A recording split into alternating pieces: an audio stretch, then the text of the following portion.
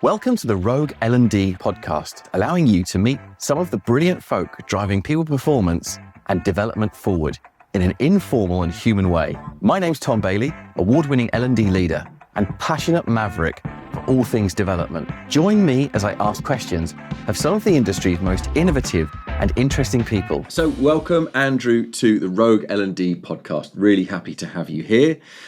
Before we dive into the conversation, one of the first questions I have is, would you mind introducing yourself? Because I think you'll do a better job than I would ever do. Oh, happy to, Tom. Firstly, thanks for having me on the podcast. Looking forward to the conversation. So I'm Andrew Lawson. I've worked in learning development for 20 years. I'm a father of three beautiful kids, husband. But, I've got a really interesting backstory as to how I got into this whole game. Tom, I don't know if I've shared with you, but I really struggled with learning at school. I was, I guess, what you'd call neurodiverse these days. I didn't learn the same way as others. I found it really hard. I had to work harder than others around me. It still wasn't a great fit or click. And I felt very like it was difficult and very different for a lot of the time I was at school. Kind of fast forward to university now. I'm studying an education degree, and we come across this psychology unit called the adolescent mind, right? And it's all about how we form memories. And I just fell in love with it. I just went, oh my gosh, why don't they teach this stuff earlier? This is actually useful. It gave you little strategies and tips and tricks on how to encode things into memory. And I thought, that's when I really fell in love with what eventually became called neuroscience, right? It wasn't called that back then. But that kind of really started me on this whole journey. And I fell in love with this idea of, well, how do we fundamentally learn and create memories? And then fast forward to what I do now, I bring that to all the sessions that I run. And that's what I'm trying to help others with. Before we get into that, because that's a massive topic, I've got one burning question in your story. Tom. Yeah. You were studying education, and yet you had such a rough time in academia at school. How does that work? There's a small stepping stone in between. I'll share that story maybe a bit later if that's okay, Tom. Sure. It provides the segue into why I got into education. Yeah, okay. So tell me more about this. So it's the is it things like NLP you're talking about? Tell me more about the area that really inspired you. Well, no, it's not NLP. It's more around just levers we can pull as learning and development professionals that grab their attention. It's things that help them bolt on new ideas to existing ideas. It's weaving in the emotional roller coaster of a story. It's and all that good spaced repetition stuff that we kind of use, right? There's some of the pillars that I've really fell in love with and I try to use in my world. I've developed my own kind of learning transfer model in amongst all that. So we can talk about that a bit later as well, Tom, if you like. Yeah, absolutely. So if I narrow it down, because I know we've got a lot of L&D listeners and they're interested in this kind of stuff. Was there one particular practitioner or one particular, before we get onto your model later, was there anything that gave you that spark or catalyst that you'd cite? Look, we always stand on the shoulder of other giants, right? So for me, I fell in love with an Aussie researcher by the name of David Rock, right? Some people have come across him. He developed something called the AGES models, which is 4 shortcuts for how we create memory, right? And, he released a paper. I can't remember the name of it now, but some of the text in the article was something along the lines of how to make learning last ages, right? Cute title, which kind of, incorporated his model in that. So that was a really strong influence early on in my career. And I kind of built on that myself using, I guess, some of his pillars and I guess through a lot of practice in the room with people, adding in other elements that I felt were really important to that. Yeah, nice. And good to have an Aussie background on that one. True. And he now lives in the US, by the way. So he's a sellout. Unbelievable. All right, beautiful. Look, before we get into your model and more of that backstory, I guess we should call out the massive elephant in the room. So very recently, or in May, I should say, you were awarded the Alistair Rowlett Learning and Development Professional of the Year 2026. Congratulations. Thanks, Tom. massive accolade. Only the best people win it. So I know. You're a previous winner yourself, Tom. I was looking at it, actually. There's been some really notable people who've won it. Not me, but Vanessa Trower has won it. Michelle Ockers has won it as well back in the day. Some very serious high caliber players, I know, right? Absolutely. So I guess my question is, what was it that you think allowed you to win it, or what was it that you referenced and showcased? Because you said 20 years of experience you do have. I know the kind of work that you do, but for our wonderful listeners or watchers, what is it that you think put you over the edge to get it? It's a great question, Tom. I think, look, there were a couple of, because it's quite a broad, you've got to cover quite a range of categories, but there were things in there like how have you given back to the profession? So, working with the AITD community, I think was a part of that. There was other questions in there around impact. So you can prove, I guess, learning impact through all the stats that we collect and, pass on to clients and say, see, we did a good job, right? All that sort of stuff. Yeah. But I think the other thing that the judges really noted was the focus on neuroscience. And I've kind of gone the other way compared to the rest of the industry. The rest of the industry is really going the way of AI. I like AI and I use it, but I've kind of doubled down on the neuroscience stuff. Brilliant. I thought, well, look, we're gonna have plenty of people that will occupy that AI space. I don't feel a need to go there. What I'm really passionate about is the neuroscience stuff, and the judges kind of noted that the neuroscience angle on the way, how I focus on that learning transfer and those sorts of things, and that was really coming through in the results or the impact. So that was the stuff the judges highlighted. Yeah, I love it. And I'm going to ask you about that, actually, because I think I certainly am really interested. I'm sure other people are as well, because we do talk about AI relentlessly. And sometimes, and we both know it's warranted, but sometimes it's at the risk of neglecting some of the other areas in our practice. But before, just to mention your work with AITD, you are currently the president of ACT for AITD. Yep. So, and I know you do a fantastic job putting on local events and supporting the industry. So, thank you for that. And pleasure, Tom. Obviously, we've known each other through that community. But tell me more about the neuroscience and the bit that you're particularly interested in, and how people are applying it in learning and development practices. Yeah, look, I think what it's really doing is it's combining a couple of my loves. It's really combining all the neuroscience elements we can bring to make that learning sticky. It's combining short form training. So I don't run training that's really over 90 minutes. It's all 90 minutes or less, right? There's a couple of reasons why. We can get into that later, Tom, if you like. But and the other thing that I think is really important is, well, how do you give people those small experiments they can take back into the workplace and play with it, right? So it's that recall and retention lever that we're pulling over and over again. And that's really powerful. I had a great compliment from one of the bosses, one of the senior managers from a program I ran recently, and he said this. He said, Andrew, this particular person has learnt more in 8 months with you, so doing monthly sessions every month for 8 months, than some people learn in 8 years. It's like, whoa, can I write that down? Can I use that? Yeah. Right? It was such a beautiful compliment. I mean, it kind of lit me up. I'm already lit up by the work anyway. Yeah. But when someone plays back something like that, I've noticed that. Yeah. It's really powerful, Tom. No, it really makes powerful. Your day. Yeah, I mean, we live on. You've been doing it for 20 years, over 20 years. But if someone pays you a compliment like that, that's literally what we're trying to do. We're trying to drive performance. So look, I'm conscious. I don't really know your sector as well as you do. Because you're in ACT, you do work a lot with governments, state government, regional, federal, and I guess associated services. What are the kind of bits of work that you do? How would you explain it?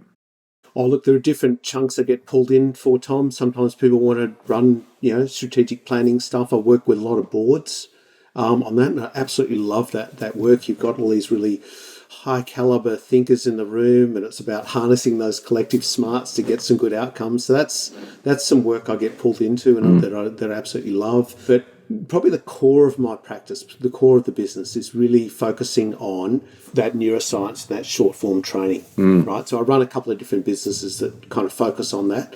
They all have a slightly different emphasis, but they're all really the common thread between all of them is the 90 minutes plus the neuroscience, plus the applied kind of learning back in the workplace, right? So learning back in the flow of work is really the flavour of what we're trying to do. And so how different is this to micro-learning, where you get very, very short bursts? Look, I mean, micro-learning can cover anything up to 90 minutes, so it's probably classed as micro-learning. I just gave it my own name, which is bite-sized learning. Just to be slightly different, it just tried to capture this sentiment that we don't have to do big full-day courses. You can actually learn in bite-sized chunks, and the brain actually prefers that. So the brain really does. The sentiment. Do you remember years and years and years ago where people said, you can't have a meeting for more than 45 minutes. Forget training for a minute, just a meeting. Can't have a meeting more than 45 minutes because people literally aren't functioning anymore. And yet sometimes you'll come across a business or an organization and they'll say, we really want to run, 2-week training. And I generally fall off my chair at that point because I don't think I've ever worked anywhere and had anything longer than, I would never run anything for more than 90 minutes. I'm trying to rack my brain and think. Like, you might have a half-day session if it's some sort of immersive thing, but did you ever get involved in those things where it was like 2 weeks or a month-long program or something? Yeah, look, over my career, I've been a part of many of those, even though my heart was really elsewhere, you could say. And so people would sometimes say, look, we just need to run this. We're flying everyone in. They're in town for a day or two. Let's just make it happen. And so you get those requests. Of course, you've got to make some sacrifices sometimes on that front. But I think my observation of those experiences was I felt drained at the end of the day or two. As we know from the participant point of view, I'm a terrible participant, by the way, Tom. I get quite rebellious, but I get really restless. So I kind of stand up. I'm famous for kind of walking out of sessions if they're not resonating. So that's politically. Don't invite me in. That is controversial politically. I mean, I don't think I've got that, but yeah. I mean, if it like you, I wasn't particularly successful in my schooling days. I think I got better as I got a bit older, but it's certainly something which I know a lot of L&D folk would agree with and certainly would have a lot of sympathy for. How do we just do rote learning? Of course not. No, we know better than that. We know there's better ways to do it. I'm interested to know though, what's an example of the best L&D that you've seen? And obviously it's probably part of that neuroscience. Yeah, Tom, look, I might, this is hot off the press from yesterday, so if it's okay, I might share some of this. So I just finished this program with these middle managers in this government department, and this is the one where the senior manager said, this particular middle manager had learnt more in 8 months through the program than that some people learn in 8 years. So we got the data in, and so we've run 8 90-minute sessions over an 8-month period, so one a month basically. So it's about 12 hours of learning, face-to-face learning in total. So we just want to position that. So we've got a day and a half really we're talking about. So in terms of total exposure, they did have some coaching sessions with that. So they had 3 coaching sessions and also some stuff they had to do back in the workplace. But the results were like really hot on this one. So they were things like across the 8 months, 97% session engagement. Right? Yeah. Which is really powerful. Like 93% session value, 87% relevance to the workplace, and 87% post-workshop implementation. This is 8 months down the track. We're not talking we're just measuring it a few weeks later. This is 8 months later. So we can say with great confidence, people are taking the learning and actually doing something with it. Right? What was the special sauce in the program? I think, look, it's a combination of things. I think it was me being really clear on what the client problem was and what they were trying to address. So that upfront work is really important, Tom. The other part of it is then designing with their context in mind, with the brain and their context in mind, and making sure they're doing, they're all a bunch of pretty busy peeps, but making sure I gave them small experiments they could do back in the workplace post-workshop. Like, for example, hey, this week in your next one-on-one, try using this technique that we learned about in the workshop. It should only takes 5 minutes, then reflect on these 2 questions, right? And so they're just really quick, easy to deploy practice things that, they get to that point where they're starting to forget it from the workshop, and then you just give them that nudge. Yeah. And that's what it's all about. You know it. Yeah, but it's good. It's good embedding. I mean, so what you just said was upfront contracting, which is really important to make sure that you focus on the right thing, because I think this is really important. Second thing you said was around context and understanding the context, which again, these are the golden rules. And then the third thing you said was making it really easy for your people, right? Remembering they're human beings. And I love the embedding of you literally just can do this, do that. I think those three things. That's fantastic. They literally are gold. If anyone is looking at a course, it's a great place to start. So totally, Tom. Makes a lot of sense. So pretty chuffed with those results. I guess in summary, it's really just that combination of short courses plus neuroscience plus embedding in the workplace is really just equating to powerful learning. Yeah. Obviously, you facilitate a lot. I know this is a bit of a segue, but we are going to move to hand gestures. And I've recently had feedback that I need to explain it because you might be on a bus or a train or in the car, and apparently it's causing a lot of angst among people who are listening to this. So I'll explain it or you can explain it, but what is your favourite hand gesture when you are facilitating or even outside of facilitating? Yeah. No, look, Tom, I've got this thing I do. I became aware of it the other day, and when someone's kind of you're online, right? So context is you're running an online session, you throw a question out to the group, someone says, yes, I'd like to kind of answer that, and away they go, and you don't want to interrupt their flow because they're making a really good point, and you can kind of do the usual nod along or that sort of stuff, but I've got this thing I do where I go like this, thumbs up, which is very Aussie, right? Yeah, thumbs up. So it's like the Fonz, right? I will explain it in great detail. So you've basically got a thumbs up, but is it high by your face? Is that specific? Yeah, I bring it up. I usually do this, and then if it's a really good point, Tom, I do thumbs this. Up. And if it's a really good point, it's yes, double thumbs up and a grin. So you got three levels. Yeah, it goes up. There's 3 levels, right? Okay, nice. And then I became aware that, look, that's great, that works for me, and most people know what I mean, but I think some cultures find this offensive, Tom. I think if I did that, people would find it patronising.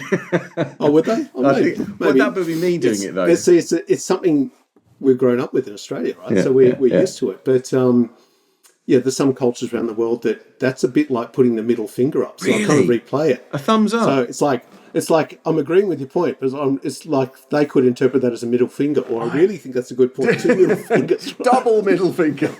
I know. Yeah. So I've kind of gone, okay, I think I need to change up my game, Tom. Any suggestions? No suggestions. Look, if anyone's got any suggestions, get in touch with Andrew and let him know.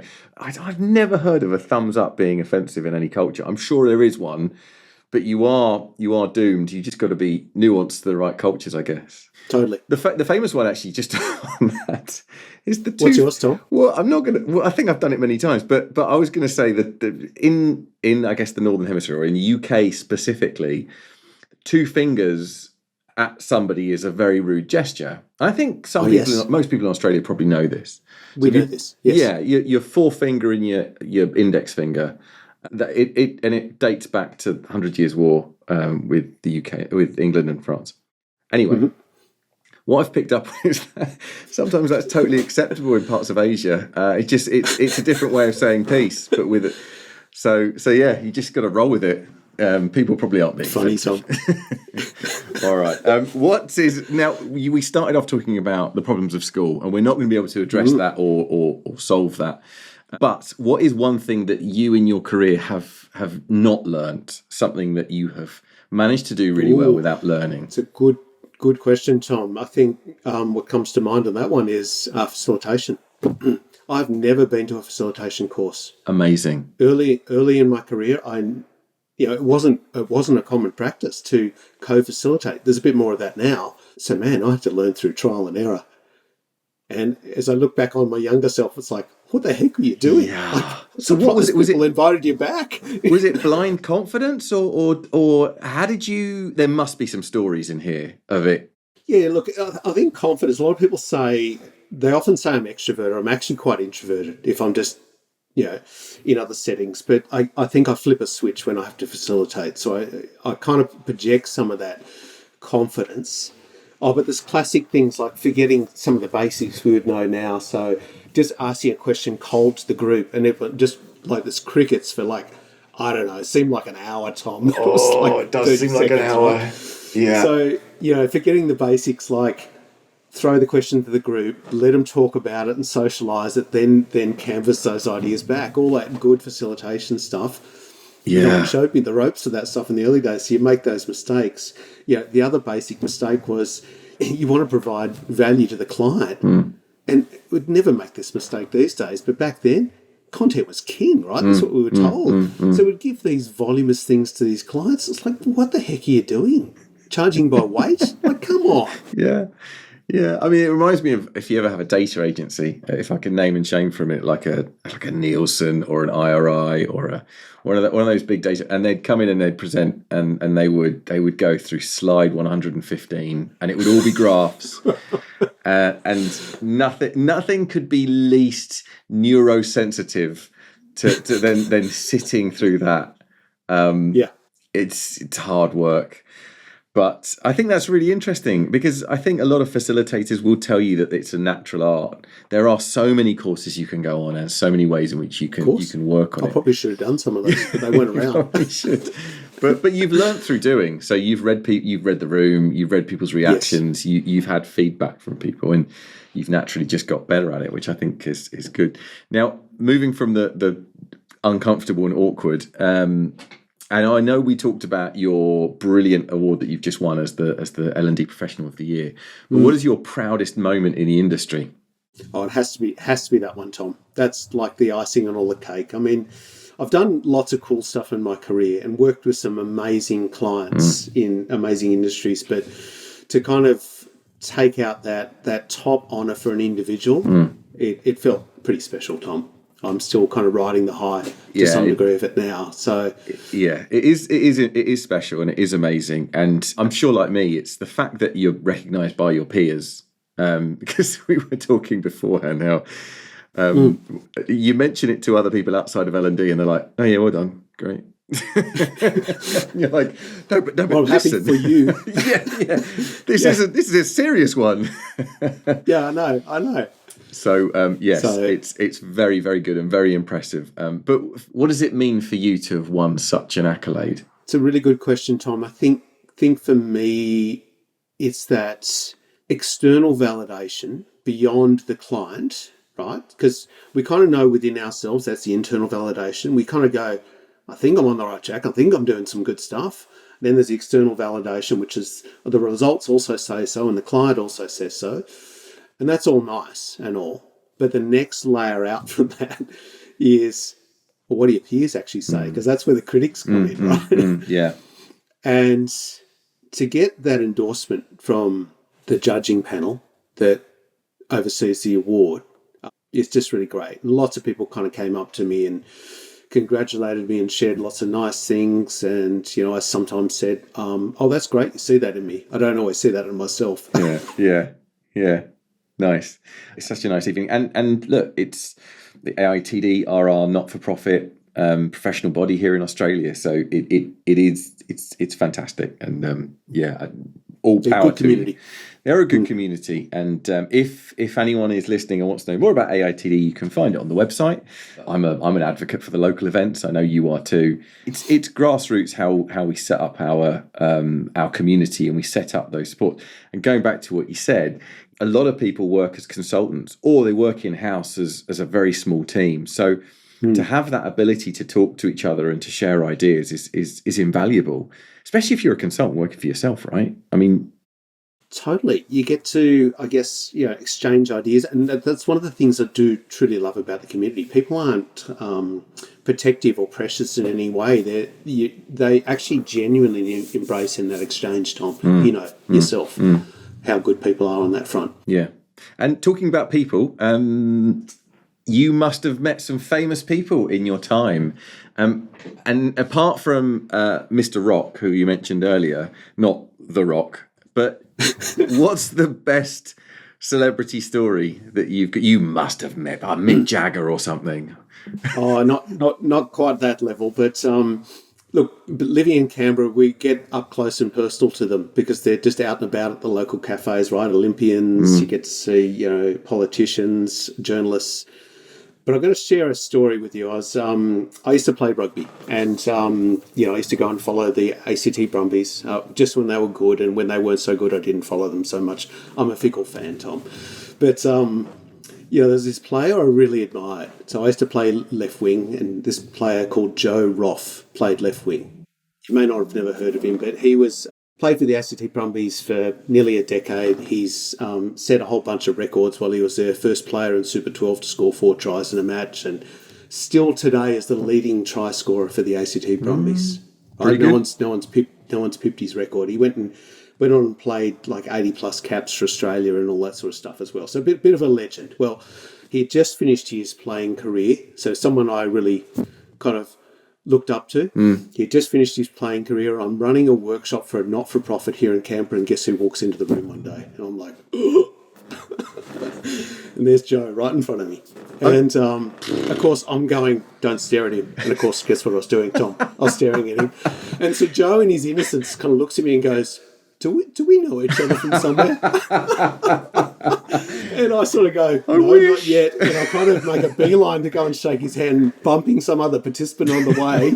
It was just totally awkward, right? I made a total fool of myself. Beautiful. Anyway, I recovered. The workshop went well. He wrote me a glowing kind of review and testimonial at the end. Nice. I couldn't name him on the website, but to this day, it's still one of my most cherished testimonials. Right? I mean, if you can keep your composure because if it was me and someone like that came in, you would completely be like, yeah, forget everyone else. Hey, Joe, let's talk. Because just one person in the room. Just one person. No, obviously none of us would advocate for doing that. But it would throw you off a bit because you're like starstruck, You're... I was totally starstruck. Yeah.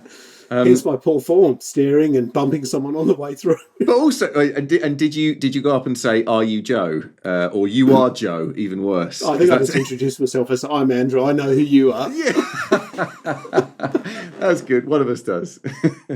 Nice. That's beautiful. That's great. I mean, not just a celebrity story, but celebrity on L&D. So it's someone turning up to an actual event. What did you teach Joe? Or what were you taking Joe through? We were running a session manager session on giving feedback. Ah. And he was great. He asked so many great questions. Like, I'm asking for a friend. This might be a situation. All those sorts of things, right? He actually had a really, really great sense of humour about him, and the questions are great. We had a good exchange. But do you think if Joe was rubbish, you would have told him? Or you just think you would have gone, "Oh, Joe, you're so good at this"? I think I was still starstruck. Yeah, exactly.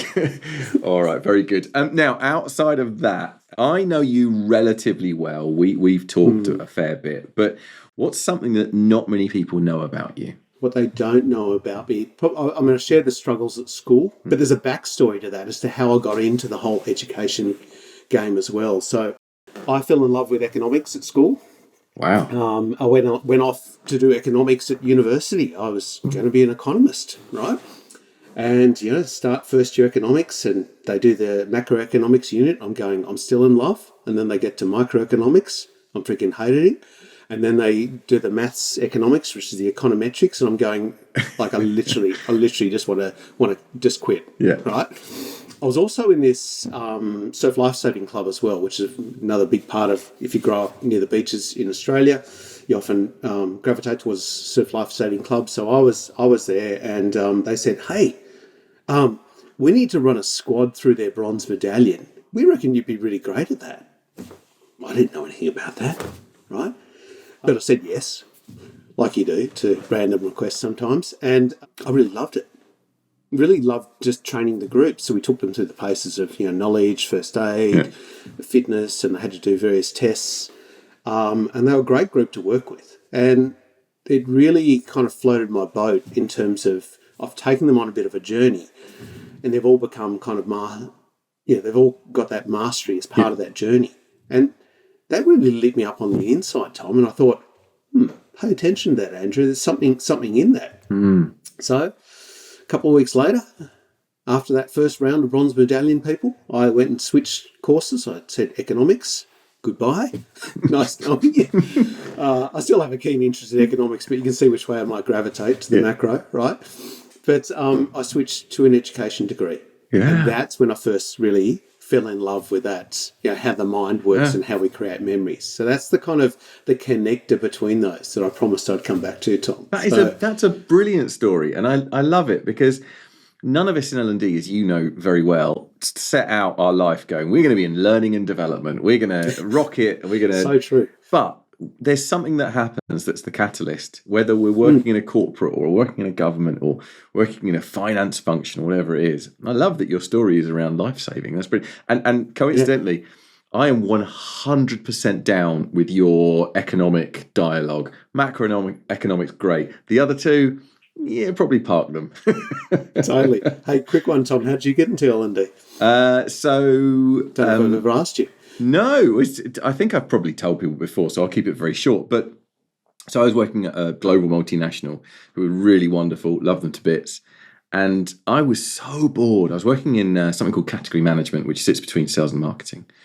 I'd done it for years and I could do it in my sleep. But what really I enjoyed was managing other people. And specifically, I had apprentices who were so young. But I loved seeing them flourish and come on. And at the same time, I was also getting my coaching qualifications. And so I applied for an internal role around the sales capability function in the business. And the rest is history. But it was funny because I looked at two areas. I was looking at sustainability and I looked at capability or learning and development as two areas I was really interested in. People, let's say. And it took me one email and one meeting to realize that sustainability, which I am passionate about, was all about procurement, and it was not a direction I wanted to go in. Very cool. But people was something that I loved, and I loved being even just 1% of people's ability to change and improve. That was like you said, that gave you the buzz, gave me the buzz on the inside. Yeah, so, awesome. So similar. Yeah, absolutely. I think you ask most people, and you probably ask the listeners, they'll probably say, give a similar story about an experience they've had where they went, I love this. Not many of us go into it begrudgingly going, well, I just need to pay the bills. I'm just going to go into learning and development. So that's unlikely. Totally right. Yeah. Hey, look, I want to come back to your model. Tell me about your model, because we didn't talk about it earlier. Yes, there's like 6 key areas. The first one is time. So things have to be 90 minutes or less. Why is that? Well, that's the maximum range of our attention, right? And so, some of that ultradian rhythm research you might remember.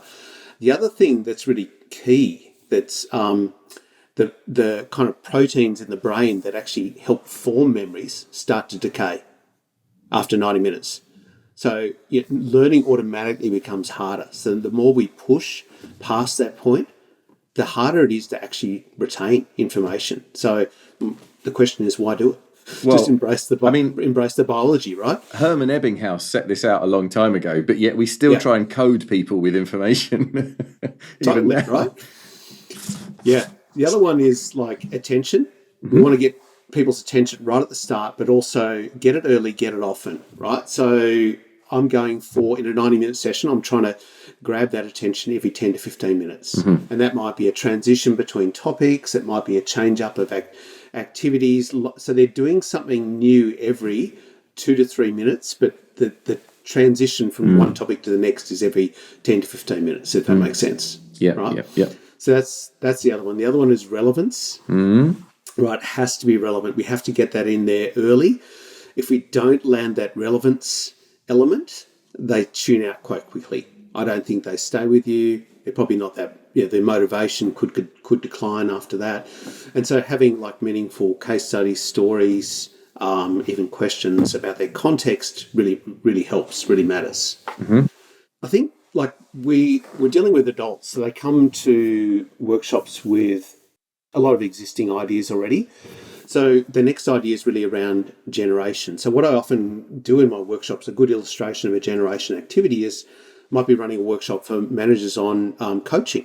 Okay, so with your partner, draw what you already understand about coaching. Nice. And so they might draw something weird and wonderful there, and then you go, okay, so let's talk about coaching now. Okay. Yeah. We have a conversation about that, and they say, now go and redraw that thing with a new understanding, right? So it's bolting the old knowledge with the new and trying to get them to join up, because we know that helps reinforce, new memory and neural pathways, etc. So that idea of generation of ideas is really important. Mm-hmm. Tom, I'm a sucker like most other people of a good story. So that's where emotion comes in, which is the next lever we pull.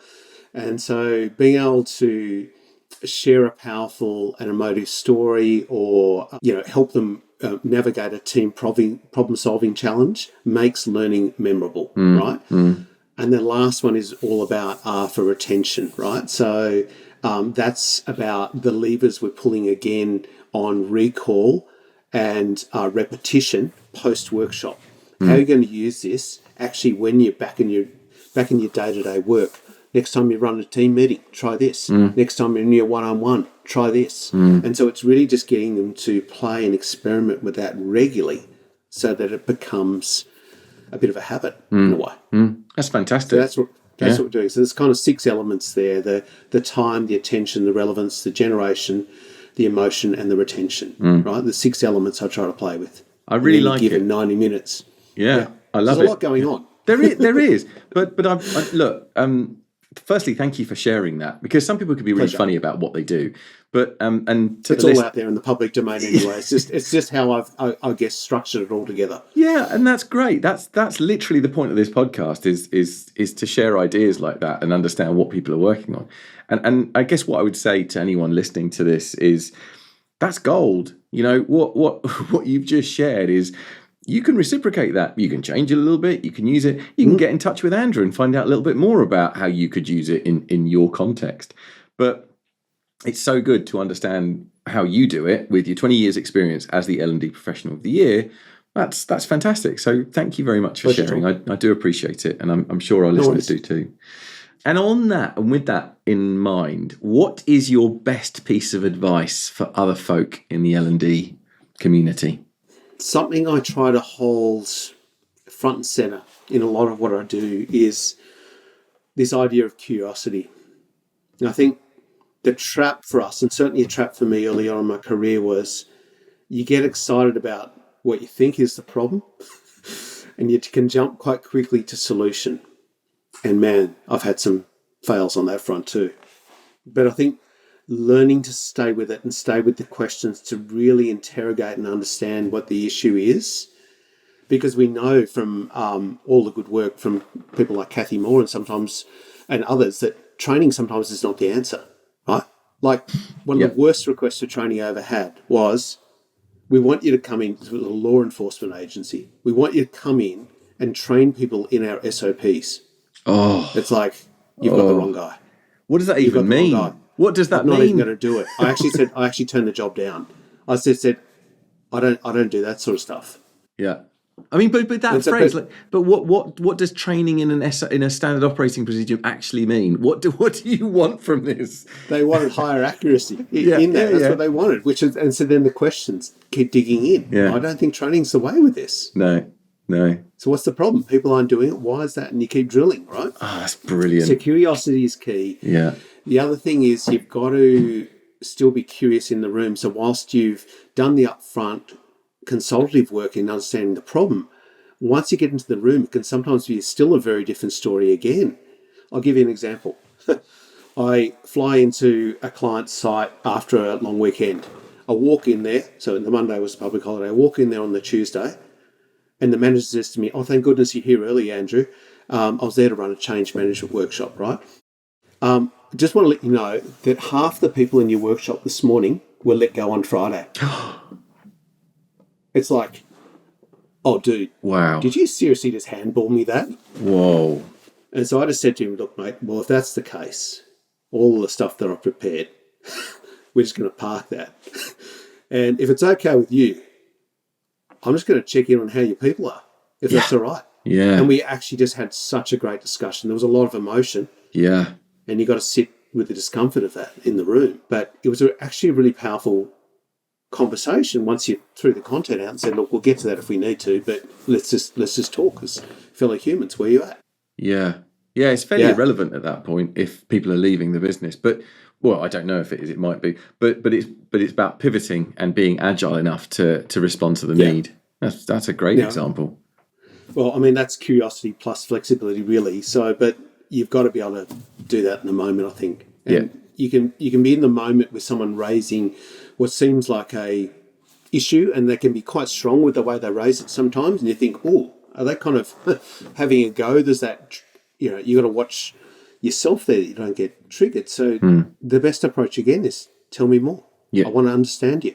Right? So it's that curiosity again. So I think that's the card that has often served me in my career, just to lean in, just to always have that learner hat on. Yeah, and that's been really important. Yeah, nice. We had Nigel Harrison on the show talking. He's great. He is great. I listened to that one. That was great.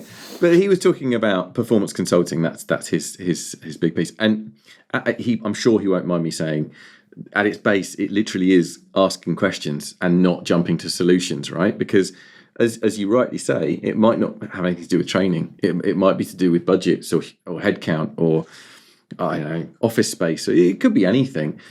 But if we're not adding that value, then who is? Because when someone comes to you and says, hi, Andrew, I need some training on X, or we need... or SOPs. I want to train my people on SOPs. That's my new favourite. Thanks for that.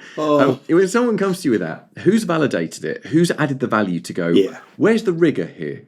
And that's our job in our role, in our community. That's where we literally are adding value. Where we're not adding value is going, great, SOPs, great. Send it over to me and I will bore people to death and no outcome will ever be achieved. But yeah, amazing. Totally. Yeah. You would have been bored yourself. Imagine what it's like for the participants. I wouldn't. Worse, I don't want to. So much worse. If anyone's struggling to sleep, maybe that's something to think about. But Too funny, Tom. Too funny. That's a new low. I've never heard of that. Thank you so much for your time. It Pleasure, is Tom. Always good. Are you going to be at any events coming up soon? And also, what's the next AITD Canberra event that's coming up? Thanks for the plug, Tom.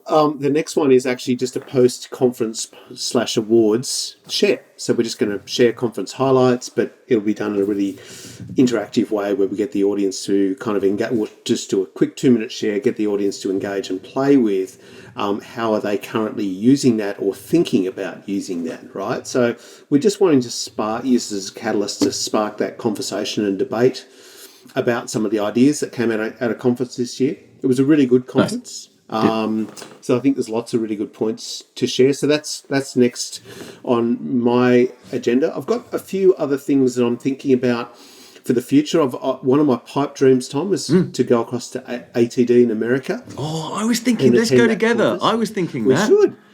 Good, because let's pick next year or the year after, Tom. We should do that. It's like on my bucket list to do. Massive stadiums full of people. Because I asked...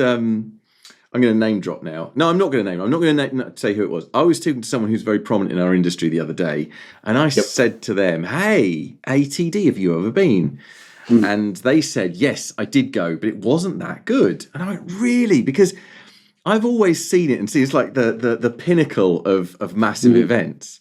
And they said the problem was that you can't really network because it's 8,000 people or whatever it is in a big stadium. Yeah. But I'd still want to see it. I mean, it. Yeah. Hey, look, if you're listening to this and you've been to the ATD conference, let us know what you think, because I'm genuinely quite captivated by the idea of it. Yeah, brilliant. Sounds great, Tom. What about for you? Got any things you want to go to? ATD sounds like a win for you. Yeah, ATD, I'd definitely be interested in going to that. Yeah. Loads of things going on at the moment in terms of Sydney. There seems to be always events happening, and we've got a couple of AITD events, and there's a couple of other breakfasts outside of AITD. Cracking L&D as well are still... I've been hearing good things about them. Yeah, Darren was on the show. He's coming up, and they're a great community as well. There's so many opportunities to dive in and to meet other people who are in L&D and facing probably the same challenges that we are as well. Yeah. So jump in and share. If people want to get to know you, can they reach out to you on LinkedIn?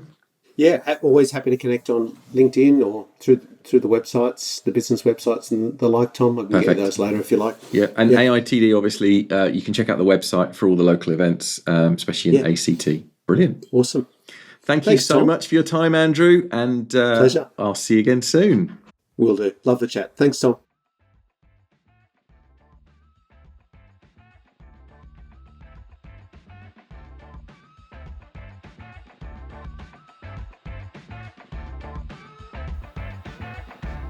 Thank you to our guest and to you for listening. If you want to boost the impact of your organisation's people development practices, I'd love to connect. You can find me at thomasbailey.co. Alternatively, you can look me up on LinkedIn.